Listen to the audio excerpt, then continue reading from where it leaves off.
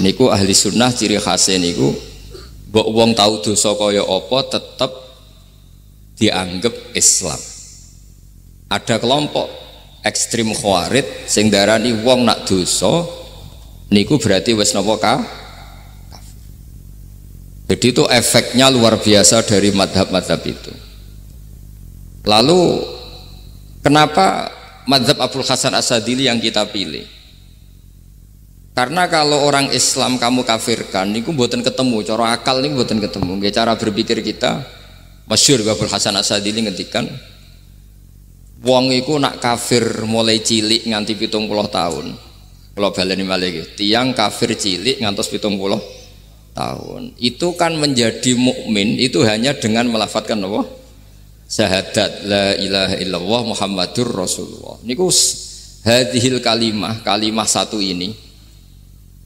Kalimah syahadah niku saged ngilangi kekafiran 70 tahun. Artinya kalimat ini adalah kalimatun dakhala fihal kafiru al-islam atau kalimatun sara bihal kafiru musliman. Jadi ngaji rileks, ini tanamkan di hati. Ini adalah kalimat yang orang kafir saja menjadi muslim, hanya sekali dilafadzkan. Masa lalu dengan kalimat yang sama tiang muslim menjadi kafir.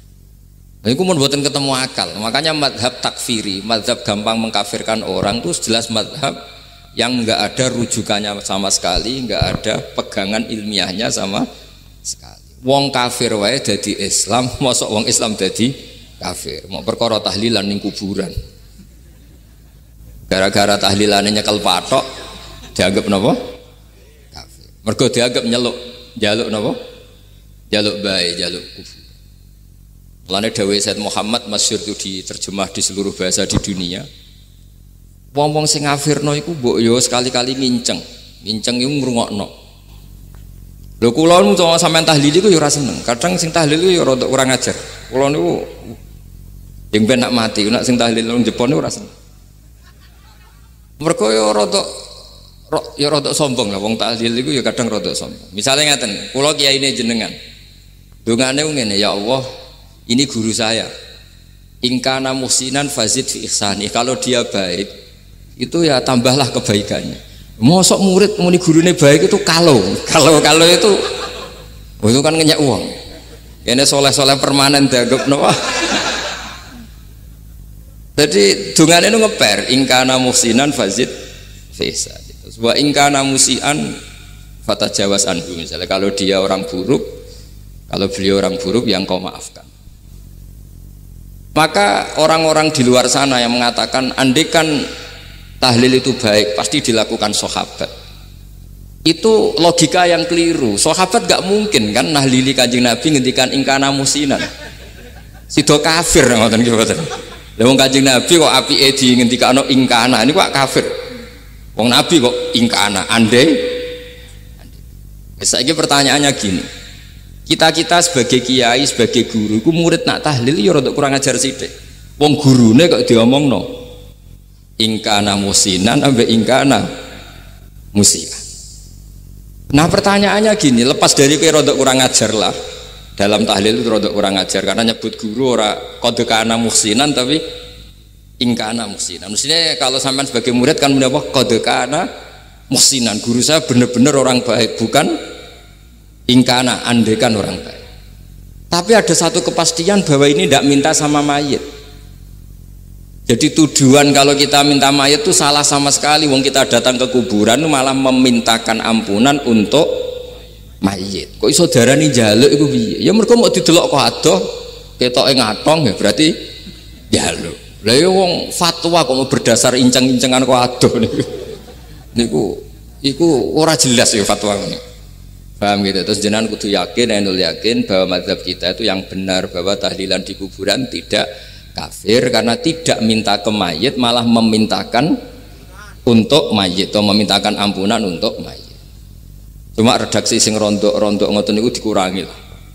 Nah kangge guru niku nggih dikurangi lah. Kurangi ya Allah jenengan maha pengampun kula suwun guru kula jenengan ampuni. Jadi ampun ngangge donga sing teng salat mayit Nah, sholat mayit itu kan memang ada sanatnya, memang semua bentuknya seperti itu. Tapi nak ning kuburan, kalau betul nanti itu ngotong bangun ngoten, ya Allah ini guru saya, engkau anugerahkan beberapa ilmu, beberapa amal yang manfaat untuk orang banyak. Kula suwun jenengan tampi, jenengan dat sing maha pengampun, jenengan ampuni. Tapi betul ngangge ingkana ini, tangan muga aku dadi kiai ini tersinggung. Murid orang ajar, masuk darani gurune apik iku andekan. Tapi berhubung ra paham ya alhamdulillah ya do tahlil yang wali songo ya banter-banter nganggo mik. Lah sing kene paham ya rada risi ku piye? Wali songo darani ingkana iku piye wah. Dadi niku mareni iki, mulane kula suwun nak tahlil nyewa kiai sing alim lah ben rada bener, ben rada bener. Tapi ampun nyewa kula mboten purun. Kalau nu gak ada pondok, jadi buatan saya masyhur susah diundang orang kecuali yang ada hubungan guru, hubungan sarang. Karena beliau lama sekali ngajar di MGS. Beliau Gus Maksum tuh lama ngajar di MGS. Jadi saya itu hanya datang di orang-orang yang pernah khidmah di sarang, terus yang pernah keluarga sepuh. Saya datang ke Jakarta ke Pak Quraisy Shihab itu ya karena Pak Quraisy itu lama sekali bikin diskusi tafsir. Akhirnya saya termasuk pengajar di pondok beliau. Jadi faktornya ya hanya karena itu, bukan yang lain. Terus kula suwun nggih jenengan kedah yakin kalau faham takfiri yang memudahkan mengkafirkan orang lain itu faham yang salah, karena itu bahaya. Terus bahaya kedua secara fikih itu nanti repot. Kalau nanti di salah satu seminar itu sudah mau zuhur, ketemu satu narasumber yang gampang mengkafirkan orang, itu separuh masjid kebetulan mereka banyak yang bisa ngaji itu terus nggak sholat zuhur. Ditanya sama mereka, lu kok nggak sholat zuhur, ini sudah masuk waktu, kan sholat hanya wajib untuk orang muslim, kita akan kafir. Ya karena dikafirkan tadi kan, kalau kita akan dikafirkan. Akhirnya gak kafir, sholat.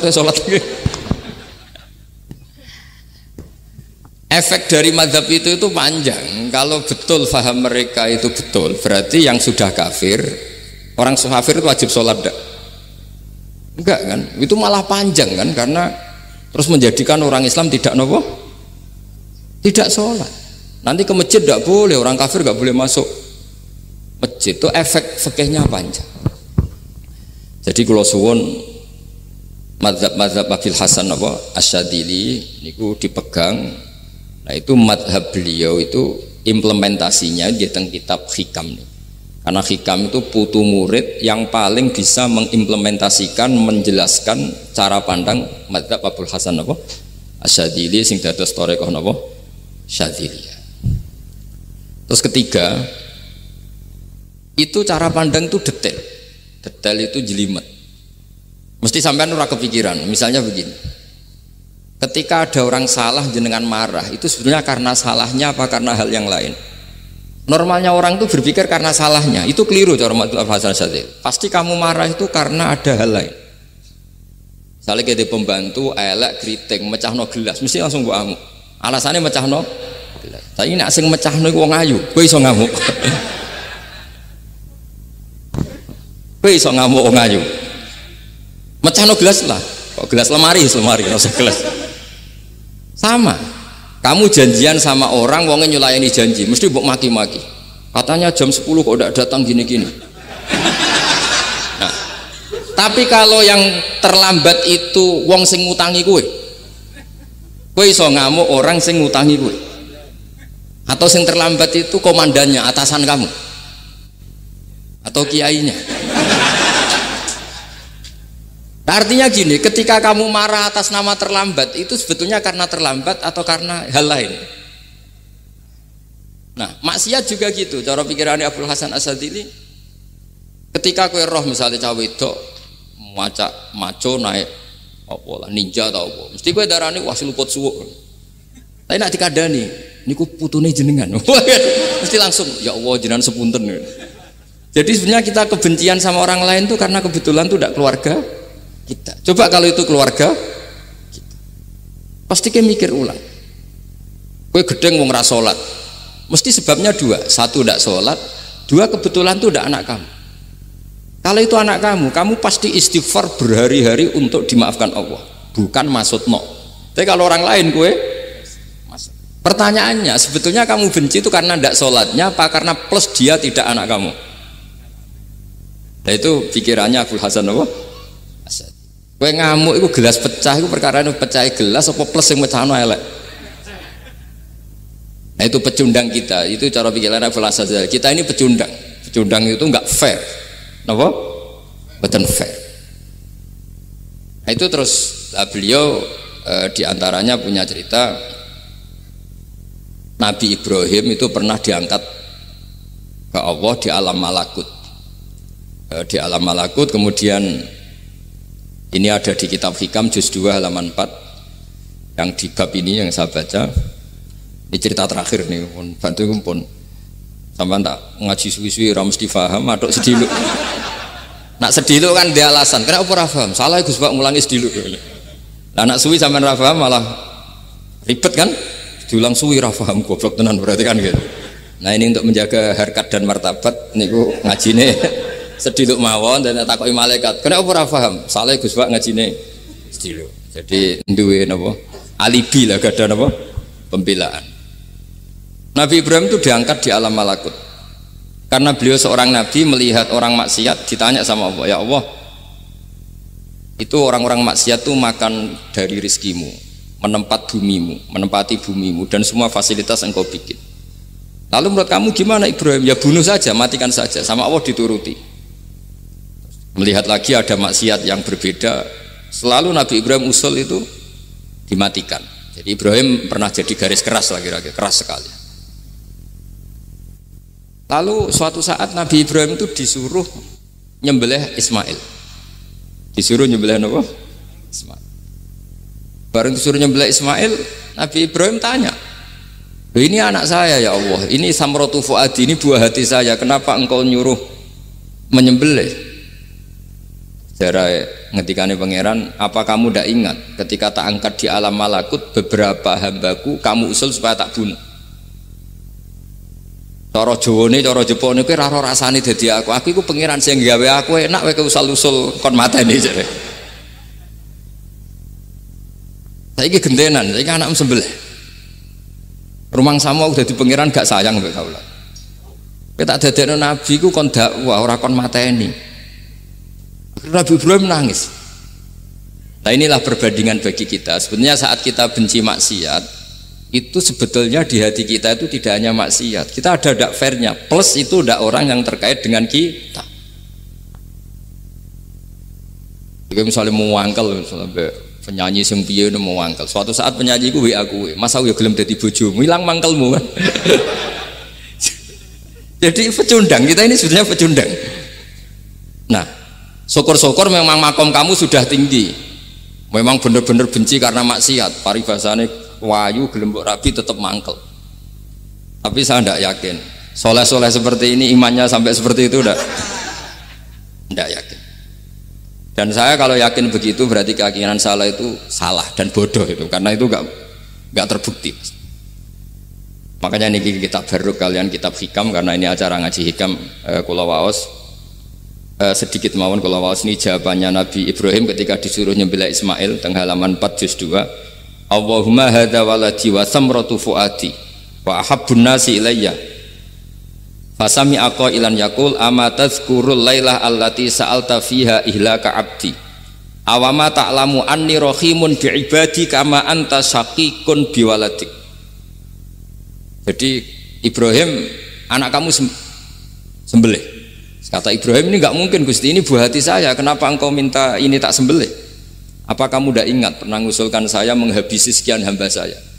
Kalau kamu bisa sayang anak kamu, saya juga sayang hamba-hamba kue enak we. Mikir. Jadi makanya kalau suwon kita ini hidup harus insaf. Nak kira dia duit, iku yo mangkel tenan loro tenan. Terus bojomu mbok kon sabar pas kue ra ngekeki duit, iku yo ora fair. Yo ben ngamuk. Satu kelihatan cerdas. Memang kondisi nggak punya uang itu harus ditanggapi dengan marah, mosok diapresiasi. Pinter mas kowe saiki dadi wong zuhud. Oh Wah, ya ribet kan. Wes jos Mas sampean. Saiki ra duwe dhuwit, sampean wis dadi wong zuhud, wong waro. Tapi udah mati bareng saiki.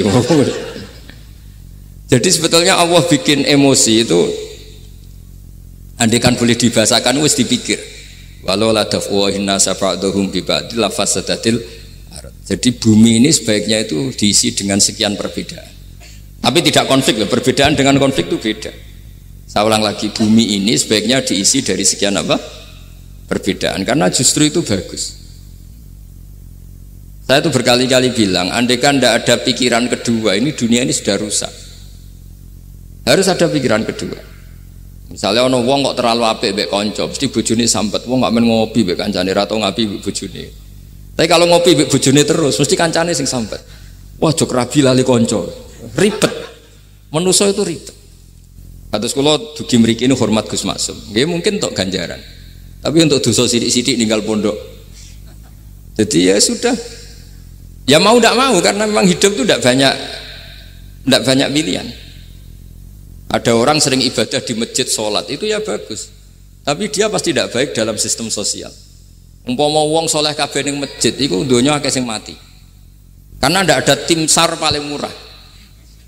Loh iya kan, wong kecelakaan itu penolong pertama itu orang yang di masjid apa sing tukang ning dalan-dalan. Artinya sing ning masjid iktikaf mesti ra duwe ganjaran nulung wong kecelakaan. Artinya ada kebaikan yang pasti nggak bisa dilakukan orang yang sedang di masjid. Andai kan yang di jalan tuh orang-orang soleh itu wah dunia sebaldatun thayyibatu warabun ghafur. Loh ya betul. Nabi pernah ditanya sahabat, ya Rasulullah kita ini senengane ngegeng di jalan. Ya kata Nabi ya sudah nggak apa-apa asal aqtut thoriq haqqaha. Ya kamu memberi haknya jalan. Apa itu? Amar ma'ruf nahi mungkar. Maksudnya nahi mungkar gini. Misalnya di bus itu ada orang soleh mayoritas, itu sing nyopet ya wedi, mergo mesti ditabuki wong akeh. Kalau yang di perapatan wong soleh kabeh, sing beda wedok ya isin. Mergo sing perapatan wong soleh kabeh. Lah masalah iki ra soleh kabeh, kemari ribet kan gak soleh kabeh. Jadi sebetulnya Indonesia itu aman kalau yang di jalan tuh soleh semua karena perempuan lewat gak diganggu. Ada copet gak berani, semuanya aman.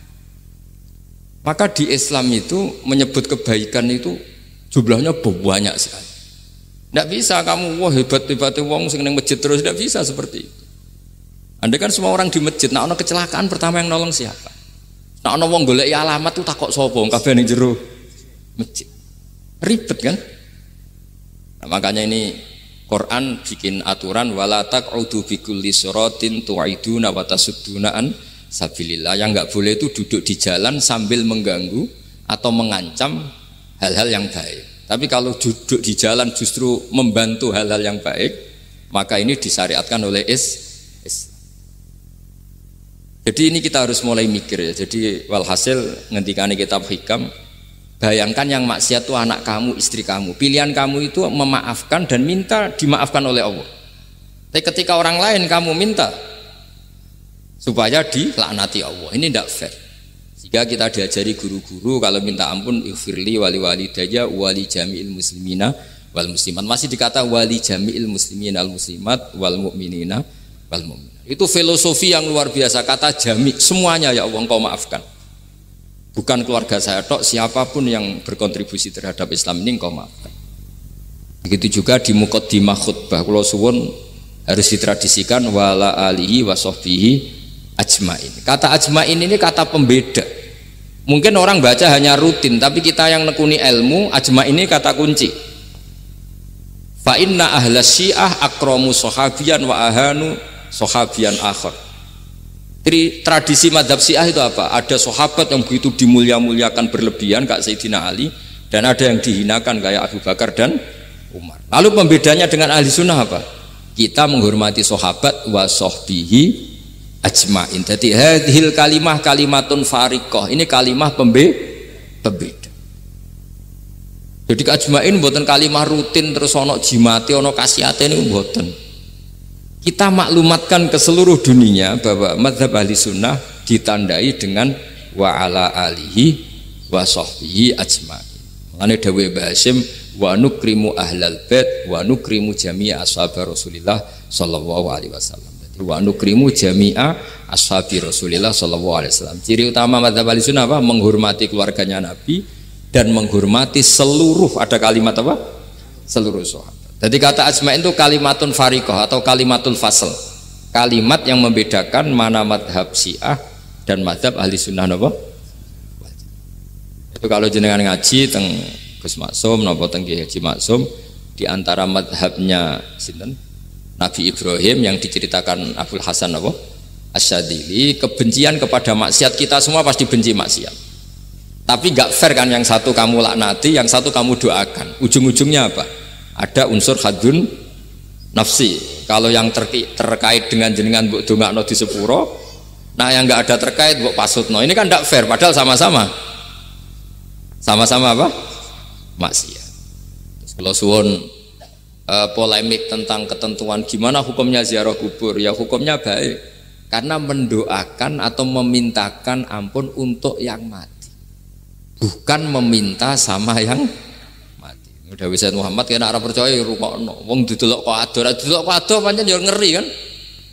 Patoke diusap-usap. Bariku ndonga, delok kok ado kan iku njaluk kuburan, padahal mayite ngeluh. Ngeluhe perkara mau, kadang nek sing kiyaine rapati iso ngaji sampean ingkana. Wali kok diarani napa? Ya Allah, jika mayit ini, andekan mayit ini baik, maka dan andekan tidak, lu cara kowe dadi mayite. Bocah ora jelas sih. Mayit, nah makanya ini cobalah kalau sholat jenazah tidak apa-apa doa itu, karena sanatnya seperti itu.